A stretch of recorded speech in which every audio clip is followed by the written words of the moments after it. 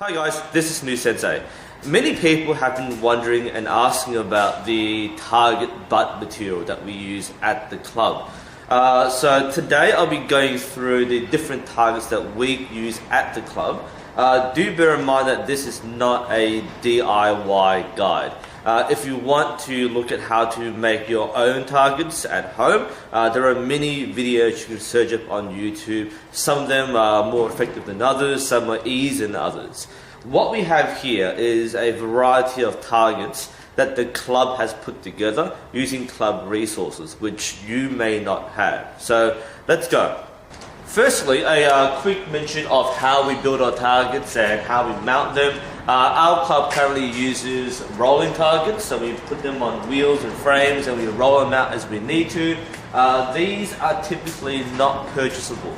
Most clubs will fabricate their own using aluminium or wood, and they'll design their own and build their own. Now, sometimes they'll share designs, but often someone in the club will just make their own, otherwise figure it out. And thankfully our designer was an engineer, so he could put together using some nice designs, and he built it himself. All the targets, apart from one, he built and painted himself. So thanks Greg, you are a legend. Of note, he intentionally designed this front part to be sacrificial. The wood here has no structural necessity, it's only there to absorb arrows, which is a pretty good idea. We fabricate most of our target butts into frames and boxes using frames like this one. So there are two sets of frames to create the front and back of the box. We put on a side panel and top and bottom panels made of wood, and then we screw it together, and that's our basic box. More importantly, many of you are wondering about the material we use inside the target. Like I said, there are several different targets we use, so we'll go through each one. The one behind me right now is what many of you have called the crappy target. In many of my demonstrations, arrows just bounce off or just hang down and drop off, and it looks like a very bad target. Actually, it isn't. The material inside this target is plastic. Plastic is very popular for DIY targets for those shooting at home. And it's very popular in clubs who have to maintain a large number of targets. The reason why is plastic is very cheap to get. Often you can get it for free. The plastic we use is this kind of plastic. It's the large pallet wraps that warehouses deal with. We have people who work in the industry, and look, warehouses can't get rid of these fast enough. These things are pretty much useless to a factory. They just chuck them out. So if you can get access to a factory or warehouse, you can get this in bulk for nearly no cost, if not for free. So what we do with these sheets is that we fold them up and then we put them into a huge press, as you can just see under here. We fold it up, we stack several layers, we put a strap around it, and then we compress the whole thing. Once it's compressed, we tie the strap together, and then we open the press and we stack the layers of plastic inside the box. Once we get that filled up to the top, then we cut the straps. The folded compressed plastic then expands and fills up all the space. We then cover that with a piece of cardboard, then we cover that with a basic shade cloth mesh cover, and then we staple that in. So we've got a solid surface on top of the plastic, and that is the target material. Now, many people who make their own plastic targets will basically stuff all the plastic into the box and just cover it up. And if you have no other tools like presses or so on, then that might be your only option. That can work, but the problem with just stuffing plastic and other random materials into your target is that you have a lot of bubbles, you have a lot of air holes, and it's not a consistent density. So what you often find is that some parts of your target are more substantial or more solid than others. Our method, because we stack all the plastic in layers and we fold them and then we expand them, we have a much more consistent amount of plastic all the way through. So the target structurally inside is a lot more stable. Now, a lot of you might be wondering, well, why doesn't it work that well? It actually does. When you see my demonstrations, I'm using very light draw weights, between 12 to maybe 20 pounds at most. So those kinds of bows we use at the clubs for beginners, they don't have the energy to stick into a target like this. Plastic is quite bouncy, if that makes sense to you. So often you need a pretty decent draw weight to go clean into it. So my 40-pound Olympic bow has no problem. My 48-pound bear takedown has no problem. Compound shooters love these because they go straight into it, but it's not that great for the lower draw weights. The other problem with this kind of plastic target is that over time, the plastic in the middle will eventually deteriorate. Most arrows, on average, will gravitate towards the center of the target, which is what it should be. And yeah, especially if you use broadhead, so you don't use broadheads on this, but even with regular target points, eventually the inside will wear down and then the plastic will start to sag and collapse on its own weight. One problem we have with this is that often the top of the target, especially the corners, don't have any plastic in them. So we actually have a hard time putting targets on this target butt because there's nothing to put the nails into. And in fact, I'm going to show you here. You can see at the very top where the cardboard isn't covering. You can still see the plastic layers just through that mesh, but the top part here is starting to lose some of its depth. So there's nothing here. If we were sticking up a 122 centimeter face, we put the nail right here. There's nothing here. Just goes straight through, and the whole target falls off. So that is actually one of the big limitations of having one of these targets. It is very cheap. There's nearly no cost in making a target from plastic, but it's very high labor and it's very high maintenance. You have to replace this quite regularly. Because this is the cheap option and it works fine for our members' bows, then that's fine. We normally save this for the members' targets. When we're using the low poundage bows for the Come and Try program, we often refrain from using this because of that fact that arrows tend to bounce off and people should get a little upset when they see their bullseyes disappear. Here we have another popular material used in clubs. This is Stramit. It's a straw material packed very densely together. It's cut and packed into sheets and it's used for various things such as insulation and other things. The problem is that you can't really get this easily. You might have to go to a very large hardware house or to a factory. We get ours direct from the factory and we order it pre-cut to this shape, so that can be quite expensive. And I wouldn't expect someone at home to be using one of these. The other thing to note with this kind of target is that it's very hard on the arrows. It's extremely tough. Like you can shoot your 70-pound compound and it will not go through. This will stop the arrow. You might not get the arrow out. And that's one of the problems we have with the Stramit, is that if you shoot a very high poundage bow, it goes in, you're gonna kind of break it out and get it back out. You need a lot of good grips or even arrow loop perhaps.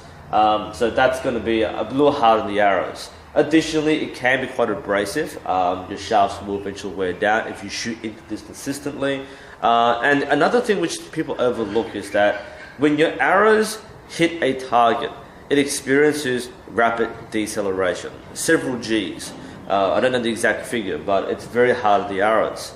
And the side effect of that is that the arrows can become superheated, enough to the point where it breaks down the bonds of the glue on the shaft or the point, and the Stramit tends to get stuck in the partially melted glue. When you pull it out, it's solid again, but you have to pick out all these bits of straw, and sometimes people tend to lose their arrow points in this kind of target a bit more often. One of the problems with the Stramit is that it will eventually be shot out, especially if you use broadheads. That will rapidly increase the deterioration. It's why we say don't use broadheads. Eventually with target points, the straw will become loose, it'll lose its density, it'll start falling out. the thickness will deteriorate, and the arrows start going straight through the target. That's no fun at all.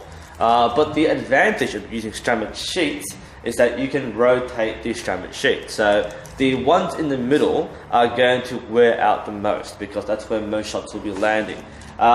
Once they get too thin, you can put them on the bottom, and then you can rotate the top ones and bottom ones into the middle. So that way you can extend the lifespan of a target like this without having to take it down and redo the whole thing. Another problem with Stramit is that it's extremely heavy. This is normally used for standing targets. Now we've put a couple on rolling targets because we had a lot of spare Stramit. We wanted to experiment with how viable it would be. And let's say we leave this one here in the clubhouse. If we have to use an extra target butt, then we can roll it out. But this definitely requires 2 people to push. It's a lot heavier than it looks. So weight is a big consideration. Your target frame needs to be able to hold this weight. And again, for a lot of archery clubs, this is the standard material for a standing static target, not a rolling mobile target. So do keep that in mind. Now this one here, you can see the back of the target frame. You can see some of the structural supports. But more importantly, this is our third target material. This is cardboard. That's just plain, simple cardboard. We made this target to experiment with a cheaper alternative to Stramit. Again, that's very expensive. So cardboard you can either get for free, or you can get sheets made and cut for a very low price, especially if you know someone who works in a factory.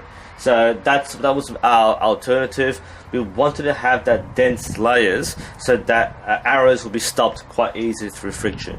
And this material and the Stramit material are very good at stopping all arrows, both high poundage and low poundage. So our junior bows, which are 12 pounds, will easily be stopped by this kind of target. So our plan here was a lightweight target that was cheaper and easier to put together. So we've got hundreds, if not 1,000 layers of cardboard. We've got wooden planks on top there, and we've got large bolts on the side to press the whole thing together.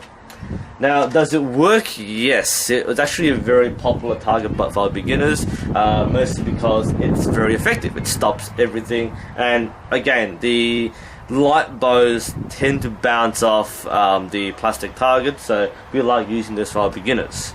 Downside, it was not lightweight. This was, in terms of an experiment, it was successful because it proved to us that cardboard in this density is not lighter than Stramit. So that did not work the way we thought. It works, but not the way I thought it would. So this is another very heavy target. We completely didn't think about that. The other problem with this is that it's cardboard, which means it's not waterproof. So if you're shooting in winter and it's raining, then this is unusable. You'll find that this will not be a cardboard target for very long. And lastly, we have the commercial foam target. This is the back of the target. The front is the same.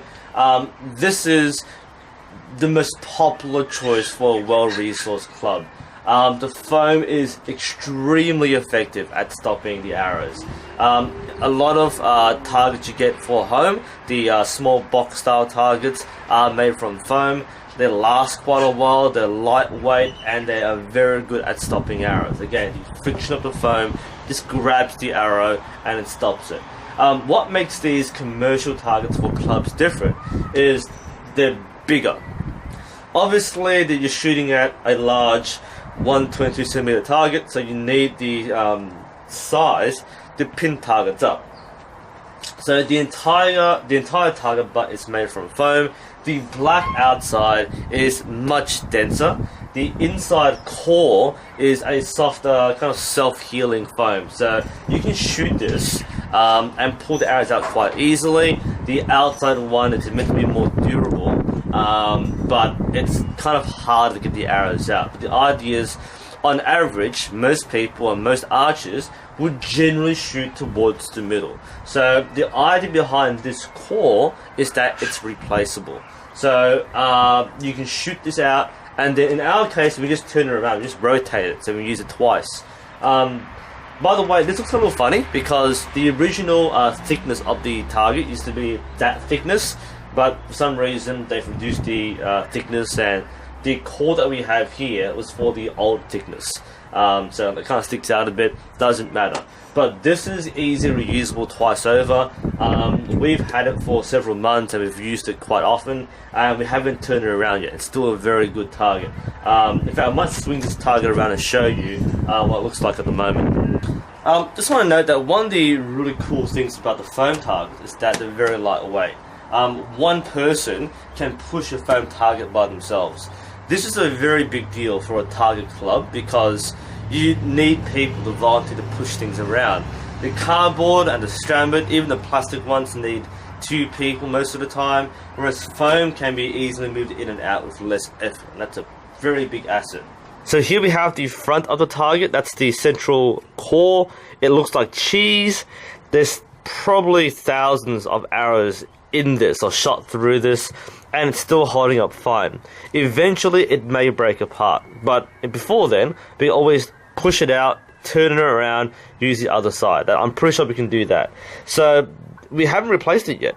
We've had it since the start of the year, and it's still functioning fine. You can see all around it are the arrows which don't hit the middle, because in archery, of course, you never hit goal. You always go around it. So that's actually really impressive. And of course, you see on the other side, you don't get as many hits. You can see some flyers, but yeah, the outside it will be okay.